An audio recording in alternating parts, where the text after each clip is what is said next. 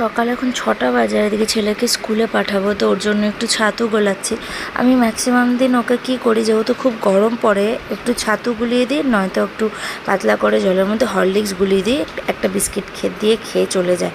তো এই যে বসে রয়েছে, ওকে একটু ছাতুটা গুলিয়ে দিলাম, ও খাক। ওর আবার ওদিকে টিফিন করব বলে কাল রাতেই আলুটা কেটে রেখেছিলাম, আর এদিকে আলুটা ভাজা হয়ে গেছে। আর ওকে তোলার আগে একটু আটাটা মেখে রেখে দিয়েছি।